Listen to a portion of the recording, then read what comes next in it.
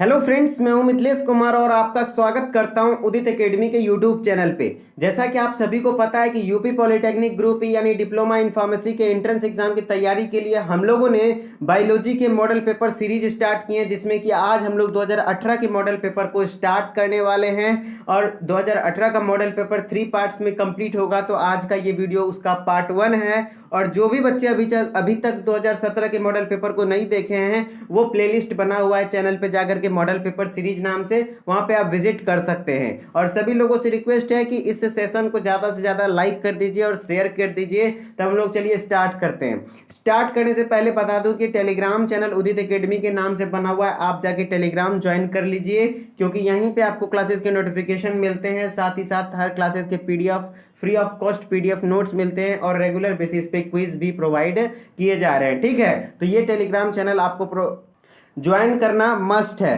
तो चलिए हम लोग आज का क्लास स्टार्ट करते हैं फर्स्ट क्वेश्चन से। सबसे पहला क्वेश्चन है, टिकोइक अम्ल पाया जाता है। तो ये जो टिकोइक अम्ल है ये ग्राम पॉजिटिव बैक्टीरिया का फीचर है, मतलब ग्राम पॉजिटिव बैक्टीरिया में देखने को मिलता है। और ग्राम पॉजिटिव बैक्टीरिया के किस में? सेल वॉल में। तो इसका मतलब क्या हुआ कि ग्राम धनात्मक जीवाणु की कोशिका भित्ति में। ठीक है, तो टिकोइक अम्ल जो है वो किस में पाया जाता है? सबसे पहले तो आपको ध्यान रखना है कि टिकोइक अम्ल किस में पाया जाता है? ग्राम पॉजिटिव बैक्टीरिया में, यानी ग्राम धनात्मक जीवाणु में। और जीवाणु के किस भाग में? कोशिका झिल्ली या फिर कोशिका भित्ति में। तो कोशिका भित्ति में। ठीक है, तो टिकोइक अम्ल ग्राम धनात्मक जीवाणु के कोशिका भित्ति में पाई जाती हैं। ठीक है, चलिए अब हम लोग नेक्स्ट क्वेश्चन पे आते हैं। नेक्स्ट क्वेश्चन है, पादप कोशिका भित्ति बनी होती है। इसका ऑप्शन मैंने टाइप नहीं किया क्योंकि टाइप करने में बड़ा परेशानी हो रहा था, इस कारण से मैंने डायरेक्ट आंसर लिखा है। ठीक है, क्योंकि टाइप हिंदी में थोड़ा मुश्किल होता है। चलिए हम लोग बताते हैं। पादप कोशिका भित्ति, आपको पता है कि ये जो कोशिका भित्ति है ये किसका फीचर है? पादप कोशिका का। क्या जंतु कोशिका में कोशिका भित्ति पाई जाती है? जी नहीं, नहीं पाई जाती है, लेकिन पादप कोशिका में कोशिका भित्ति पाई जाती है। तो ये जो कोशिका भित्ति है आखिर किससे बना होता है? तो ये आपका बना होता है lipid, protein, hemicellulose plus pectin से। एक बार क्लियर आपको समझना होगा, आपको तुरंत याद हो जाएगा, ज्यादा टेंशन लेने वाली बात नहीं है। Take 1 second. देखिए कैसे याद रखना है। पादप कोशिका में जो कोशिका भित्ति होता है, आपके सभी ऑप्शन में क्या था? लिग्निन दिया हुआ था। वहां लिग में लिखा गया, हिंदी में वो मिसप्रिंट है, ये लिग्निन है। ठीक है, लिग्निन ऑप्शन में दिया हुआ था, लेक्चर तीनों ऑप्शन में लिग्निन दिया हुआ था, लेकिन याद रखिएगा लिग्निन नहीं पाया जाता है। लिग्निन एक डेड मैटर है। क्या है? डेड मैटर है, जिस कारण से ये पादप कोशिका के कोशिका भित्ति में हरगिज भी नहीं पाया जाता है लिग्निन। तो इस तरीके से आप छांट सकते हैं कि कोशिका भित्ति में क्या नहीं पाया जाता है? लिग्निन नहीं पाया जाता है। फिर पाया क्या जाता है, ये चीजें आपको ध्यान रखनी है। तो कैसे याद रखेंगे कि पादप कोशिका का जो कोशिका भित्ति होता है उसमें लिपिड, प्रोटीन तो पाया जाता है, साथ ही साथ हेमीसेलुलोज और पेक्टिन भी पाया जाता है। समझे? लिपिड, प्रोटीन तो पाया जाता है, लेकिन हेमीसेलुलोज और पेक्टिन साथ साथ पाया जाता है। तो पादप कोशिका की कोशिका भित्ति में क्लियर कि पादप कोशिका भित्ति किससे किससे बनी होती है? Lipid, protein, hemicellulose, pectin. ठीक है, चलिए अब हम लोग बात करते हैं नेक्स्ट क्वेश्चन पे। नेक्स्ट क्वेश्चन है, चल शुक्राणु अनुपस्थित होते हैं। देखिए चल शुक्राणु कहा जाता है मोटाइल स्पोर। क्या? मोटाइल स्पोर, जो कि क्या हो? जिसमें फ्लैजिला हो। मोटाइल स्पोर में क्या पाया जाता है? फ्लैजिला, जिसके द्वारा वो क्या कर सकता है? मूव कर सकता है। मोटाइल स्पोर किसके द्वारा मूव करता है? तो फ्लैजिला के द्वारा। ठीक है, तो वही पूछ रहा है कि जो चल शुक्राणु है वो अनुपस्थित होते हैं। किस में अनुपस्थित होते हैं? तो सबसे पहले आपको समझना पड़ेगा कि आखिर कौन किस ग्रुप से बिलोंग करता है, तभी ये क्वेश्चन आप कर पाओगे। ठीक है, तो कोई दिक्कत नहीं, मैं बताता हूं। देखिए चल शुक्राणु राइजोपस में अनुपस्थित होते हैं। किस में अनुपस्थित होते हैं? राइजोपस में अनुपस्थित होता है। ये चीजें आपको ध्यान रखनी है। और राइजोपस क्या है? एक कवक है। क्या है? एक कवक है। राइजोपस किस ग्रुप से बिलोंग करता है? राइजोपस कवक से बिलोंग करता है। ठीक है, चल शुक्राणु अनुपस्थित किस में होता है? राइजोपस में। और जो बाकी तीनों है, इस तीनों में क्या पाया जाता है? चल शुक्राणु पाया जाता है। अब आपको क्या याद रखना है कि जैसे कि फ्यूनेरिया, ये क्या है फ्यूनेरिया, वो फ्यूनेरिया किस, जैसे कि आपका और क्या एग्जाम्पल से क्वेश्चन बन सकता है, जितना भी एग्जाम्पल है यहाँ पे सब इंपॉर्टेंट है। जैसे कि पूछेगा कि फ्यूनेरिया पादप जगत के किस डिवीजन से बिलोंग करता है, तो पादप जगत के ब्रायोफाइटा से बिलोंग करता है। किससे? ब्रायोफाइटा से। फ्यूनेरिया ब्रायोफाइटा से। साइकस, कल के क्लासेस में मैंने बताया था, साइकस पाइनस और जिंगो बाइलोबा, ये किससे होता है? जिम्नोस्पर्म से, यानी अनावृत बीजी से। और फर्न, फर्न किससे होता है? फर्न, फर्न में किस में होता है भैया बताइए? फर्न टेरिडोफाइट में होता है। किस में होता है? टेरिडोफाइट में होता है। ओके, तो इस तरीके से आपको चीजें याद रहेगी। आपको देखिए क्या याद रखना है, सबसे ज्यादा इंपॉर्टेंट हो जाता है, take 1 second, take 1 second, take 1 second. Okay okay, sorry थोड़ा प्रॉब्लम आ गया था, टेक्निकल इशू हो गया था, कोई दिक्कत नहीं। चलिए क्लास स्टार्ट करते हैं। चल शुक्राणु अनुपस्थित होते हैं किसमें? राइजोपस में। फिर राइजोपस किससे बिलोंग करता है? कवक से। फ्यूनेरिया किससे बिलोंग करता है? ब्रायोफाइट से। साइकस किसमें? जिम्नोस्पर्म में। और फर्न किसमें? टेरिडोफाइट्स में। फर्न का एग्जाम्पल एजोला था ना, एक जलीय फर्न था जो कि धान के खेत में जैव उर्वरक के रूप में सबसे बेस्ट उपयोग में लाया जाता था। ठीक है, चलिए नेक्स्ट क्वेश्चन। ये क्वेश्चन थोड़ा बेहतर है कि ईस्ट द्वारा निर्मित महत्वपूर्ण एंजाइम कॉम्प्लेक्स जो कि मुख्यतः किण्वन के लिए जिम्मेदार है। 2017 के भी क्वेश्चन में किण्वन पे क्वेश्चन आया था और 2018 में भी किण्वन पे क्वेश्चन आया है। तो कैसे देखिए किण्वन टॉपिक क्यों इंपॉर्टेंट हो जाता है? क्योंकि बार बार रिपीट हो रहा है। ठीक है, देखिए जो किण्वन होता है वो क्या होता है कि ऑक्सीजन के अनुपस्थिति में ग्लूकोज का टूटना क्या कहलाता है? किण्वन कहलाता है। और वो किण्वन कई तरीके से होता है, कोई ईस्ट के द्वारा होता है तो कोई एसिटोबैक्टर के द्वारा होता है। जैसे कि 2017 वाले में हम लोगों ने पढ़ा था कि एसिटोबैक्टर जब किण्वन करता है तो एसिटिक एसिड बनाता है, लेकिन जब ईस्ट के द्वारा किण्वन किया जाता है तो वो क्या बनाता है? Ethanol plus carbon dioxide. Ethanol का फॉर्मूला C2H5OH। इथेनॉल यानी क्या? पीने योग्य शराब बनाता है। ठीक है, तो ईस्ट के किण्वन से जो बनता है वो क्या बनता है? पीने योग्य। अब चलिए हम लोग किण्वन तो समझ गए, लेकिन आखिर ये किण्वन ईस्ट क्यों कर पाता है? क्योंकि एक उसके पास एंजाइम कॉम्प्लेक्स होता है, और वो एंजाइम कौन सा है? जाइमेज एंजाइम। कौन सा? जाइमेज एंजाइम। तो जाइमेज एंजाइम के कारण ही ईस्ट किण्वनीकरण करके इथाइल अल्कोहल बना पाता है। क्या समझ में आया? देखिए यहां से क्वेश्चन वर्स तरीके से, कई तरीके से बन सकते हैं, मैं वो चीजें कोशिश करता हूं समझाने की। तो ईस्ट द्वारा जो महत्वपूर्ण एंजाइम कॉम्प्लेक्स है जिसके द्वारा किण्वन जिम्मेदार, मतलब किण्वन किया जा सकता है, तो वो है क्या?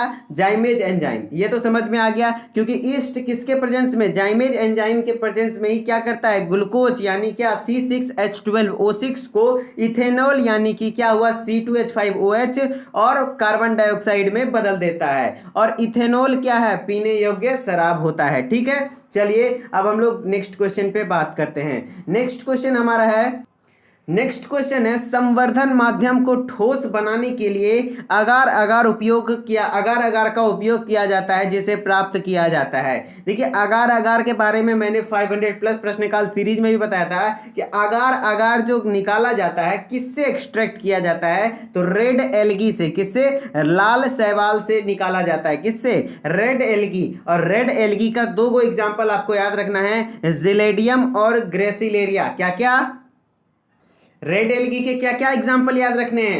एक जेलेडियम, दूसरा ग्रेसिलेरिया। तो क्या देखिए ऑप्शन में जेलेडियम है? जी हाँ, तो आंसर क्या हो जाएगा? जिलेडियम। तो अगार अगार जो है एक रेड एल्गी से निकाला जाता है।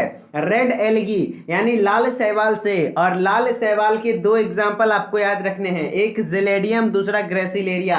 तो जो जेलेडियम है इसी से क्या निकाला जाता है? अगार अगार निकाला जाता है। ठीक है, चलिए नेक्स्ट क्वेश्चन पे आते हैं।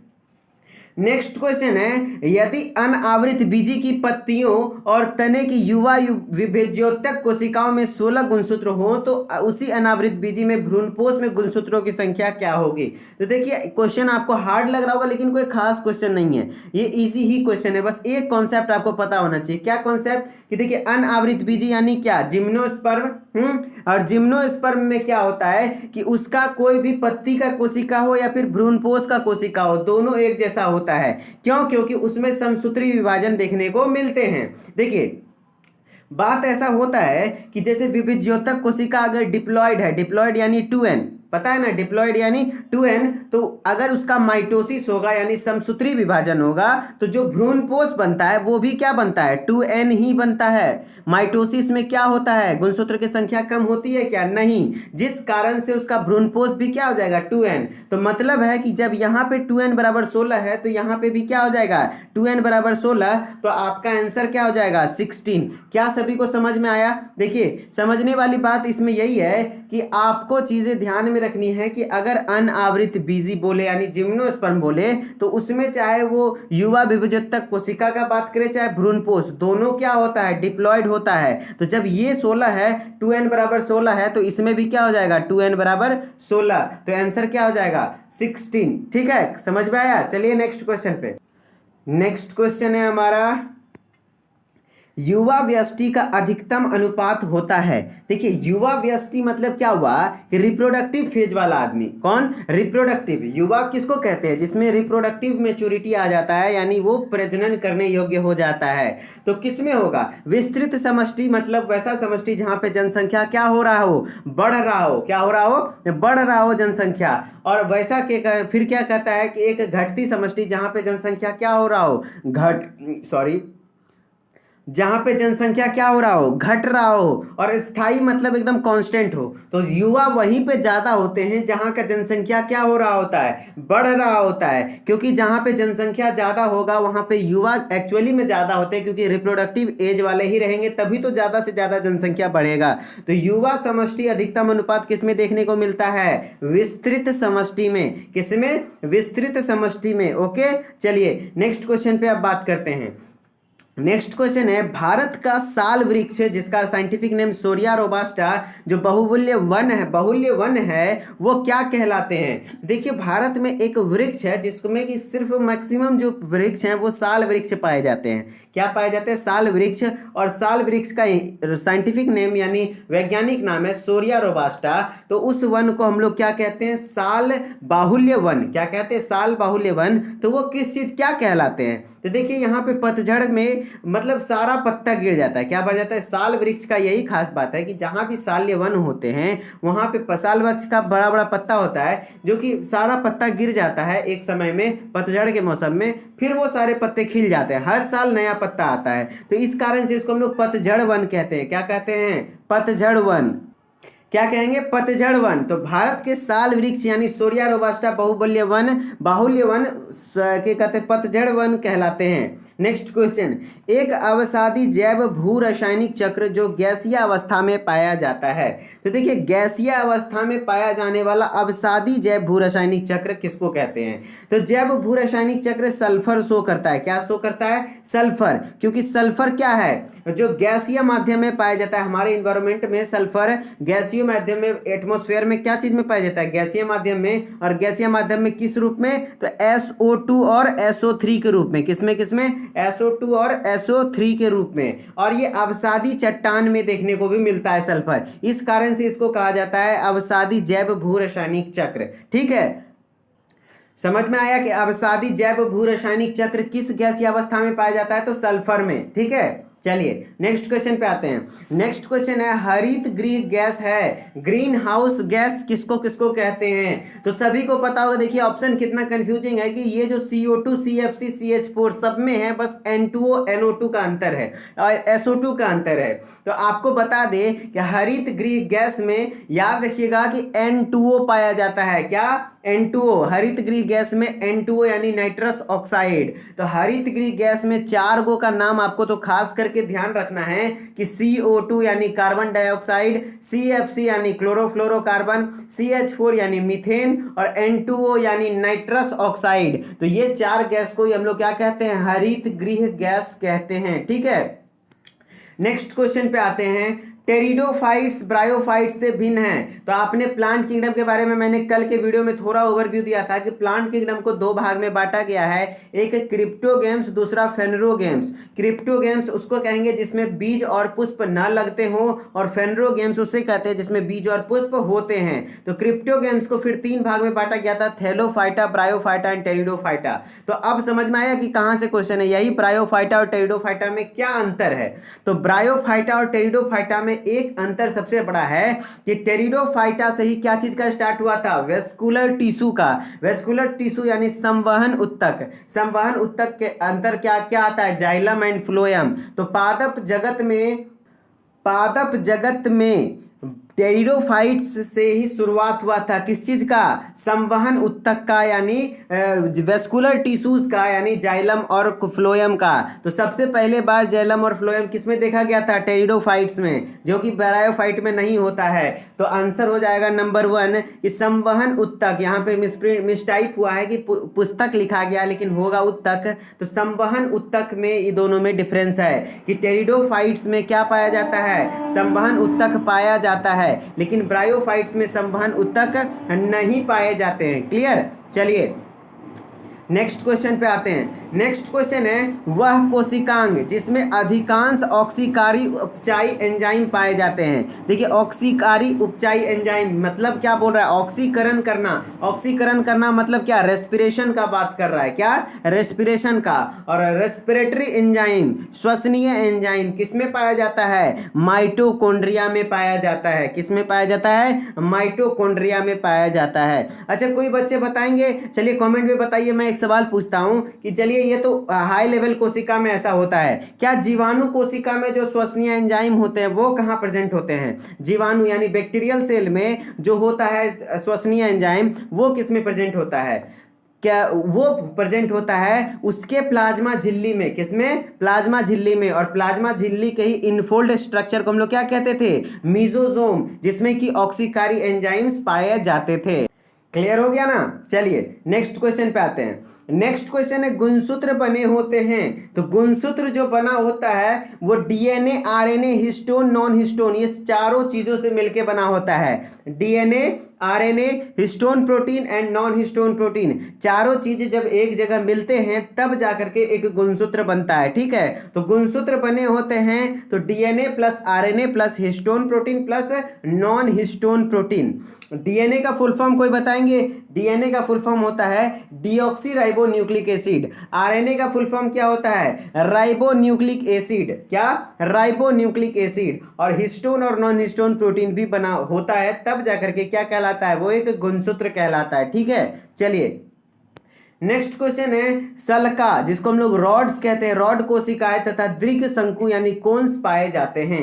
देखिए आपको पता होगा कि आंख में हमने बताया था कि एक शंकु कोशिका पाया जाता है, एक रॉड पाया जाता है। रॉड और कोन सेल पाए जाते हैं। रॉड और कोन जो पाए जाते हैं वो कहाँ पाए जाते हैं, आंख में। तो आंख में रेटिना पर पाए जाते हैं, जहां पे क्या करता है, वस्तु का प्रतिबिंब बनता है। जहां पे क्या बनता है, वस्तु का प्रतिबिंब बनता है। तो वहीं पर रॉड और कोन पाए जाते हैं। तो क्या हो जाएगा आंसर, दृष्टि पटल यानी रेटिना में पाए जाते हैं। रॉड या और कोन कोशिका कहाँ पाई जाती है, कहाँ पाए जाते हैं, तो दृष्टि पटल यानी रेटिना पर पाए जाते हैं। एक बातें और याद रखनी है कि जो कोन्स का काम है वो क्या काम है, तो कोन के कारण ही रंगों में विभेद कर पाता है। क्या चीज में विभेद कर पाता है, रंगों में विभेद कर पाते हैं हम लोग। ठीक है, चलिए अब नेक्स्ट क्वेश्चन पे आते हैं। ग्लूकोज है, एक क्वेश्चन था ग्लूकोज है, इसका भी ऑप्शन मैंने नहीं टाइप किया क्योंकि ऑप्शन बहुत ज्यादा टेढ़ा था, लेकिन आपको मैं समझा देता हूं कि ग्लूकोज क्यों कहा गया इसको, एल्डोलेज हेक्सोज शर्करा। देखिए जो ग्लूकोज होता है उसका स्ट्रक्चर कुछ इस टाइप का होता है, और स्ट्रक्चर आपको याद नहीं रखना, बस समझाने के लिए मैंने बताया कि ग्लूकोज में कितने कार्बन होते हैं। ये तो आप सभी को पता होगा कि ग्लूकोज का फॉर्मूला क्या होता है, C6H12O6, सभी को पता है ना ग्लूकोज का फॉर्मूला। जी हाँ, ग्लूकोज का फॉर्मूला C6H12O6 होता है। तो ग्लूकोज का जो स्ट्रक्चर है कुछ इस प्रकार से होता है। ठीक है, और ग्लूकोज में कितने कार्बन दिख रहे हैं, 6 कार्बन दिख रहे हैं ना, 1 2 3 4 5 6, तो इस कारण से इसको हेक्सोज कहेंगे। फिर ये एक प्रकार का शर्करा यानी शुगर है। ठीक है, ये एक प्रकार का शुगर है तो ये हेक्सोज शर्करा हो गया, और ऊपर में इसका एल्डिहाइड ग्रुप जुड़ा हुआ है। एल्डिहाइड ग्रुप यानी क्या हुआ, CHO को हम लोग क्या कहते हैं, एल्डिहाइड ग्रुप कहते हैं। क्योंकि एल्डिहाइड ग्रुप प्रेजेंट है इस कारण से इसको हम लोग एल्डोज हेक्सोज शर्करा कहते हैं। क्या समझ में आया, अगर नहीं समझ में आया तो मैं इसको क्लियर करके फिर से एक बार समझाता हूं। देखिए बात ऐसी है कि ग्लूकोज को क्या कहा जाता है, आपको ध्यान रखना है, ये चीजें आपको याद रखनी होगी, लेकिन याद रखने के लिए थोड़ा सा स्ट्रक्चर समझा दूंगा तो आपके लिए आसान हो जाएगा। ये जो ग्लूकोज होता है उसको एल्डोज हेक्सोज शर्करा कहते हैं। एल्डोज इसलिए कहते हैं क्योंकि इसमें सबसे ऊपर नंबर 1 कार्बन पे, नंबर 1 जो कार्बन होता है वो एल्डिहाइड कार्बन होता है, है, यानी CHO होता है, ठीक है। फिर क्या होता है, हेक्सोज इसलिए कहा जाता है क्योंकि इसमें 6 कार्बन प्रेजेंट है। शर्करा इसलिए क्या कहा जाता है क्योंकि एक प्रकार का ये क्या है, ये एक प्रकार का शुगर है, ठीक है। चलिए नेक्स्ट क्वेश्चन पे आते हैं हम लोग। नेक्स्ट क्वेश्चन आज के क्लास का हमारा लास्ट क्वेश्चन है कि स्नायु यानी लिगामेंट बने होते हैं। लिगामेंट जो होता है किससे बना होता है, हमने पढ़ाया था कि लिगामेंट क्या काम करता है और टेंडन क्या काम करता है। लिगामेंट हमारे बोन टू बोन को जोड़ता है, यानी हड्डी को हड्डी से जोड़ता है, और टेंडन क्या करता है, मसल टू बोन को जोड़ता है, यानी मांसपेशियों को हड्डियों से जोड़ता है, ठीक है। तो वही लिगामेंट को हिंदी में स्नायु कहते हैं, और वो स्नायु बना होता है तो किससे बना होता है, तो इलास्टिन नाम के तंतु से बना होता है। किससे, इलास्टिन नाम के तंतु से बना होता है। तो स्नायु जो बना होता है वो इलास्टिन तंतु से बने होते हैं। तो ज्यादा क्या कहते हैं, मेरे ख्याल से समझ में आ गया होगा। इलास्टिन तंतु से स्नायु बने होते हैं, यानी लिगामेंट बने होते हैं, ठीक है। तो चलिए हम लोग नेक्स्ट क्वेश्चन पे अच्छा, नेक्स्ट क्वेश्चन हमारा यही क्लास का आज का लास्ट क्वेश्चन था। आज का क्वेश्चन थोड़ा थोड़ा टेढ़ा टेढ़ा टाइप का क्वेश्चन था। जी हाँ, आपके मॉडल पेपर में ऐसा ही क्वेश्चन दिया हुआ है, इसलिए मैंने ऐसे क्वेश्चंस लिए हैं, ठीक है। देखिए पेपर पे डिपेंड करता है, अगर पेपर हार्ड आया, कुछ इस टाइप का पेपर आया, तो आपका क्या होगा, कट ऑफ थोड़ा कम हो जाएगा, ठीक है, सभी बच्चों का कम होगा। अगर पेपर थोड़ा इजी आया, जैसे कि 2017 का पेपर उतना कोई टफ नहीं था, लेकिन 2018 के पेपर में शुरुआती क्वेश्चन कुछ इस प्रकार से थे, टफ तो नहीं है लेकिन कुछ थोड़ा सा डिफिकल्ट लेवल के थे, तो जिस कारण से बच्चों का थोड़ा कट ऑफ कम गिरेगा। तो आपको घबराना नहीं है, अगर क्वेश्चन हार्ड होगा तो सभी बच्चों के लिए हार्ड होगा, ठीक है। इसलिए घबरा के आपको डरना नहीं है। एग्जाम हॉल में आपको फिर भी लड़ाई करके, मतलब दिमाग शांत करके क्वेश्चन को हर तरीके से सोचना है, उसको तोड़ के सोचना है, ठीक है, तब क्वेश्चन बन जाएगा। अगर आप लोग डर जाएंगे तो फिर खत्म कहानी। और कभी कभी ऐसा होता है कि शुरुआत में 10-5 क्वेश्चन हार्ड दे देता है, लास्ट में हल्का रहता है, तो इस कारण से भी, और 2018 में बिल्कुल यही किया गया है। कल जो क्वेश्चंस मैं करवाऊंगा वो अच्छे क्वेश्चंस है फिर, ठीक है।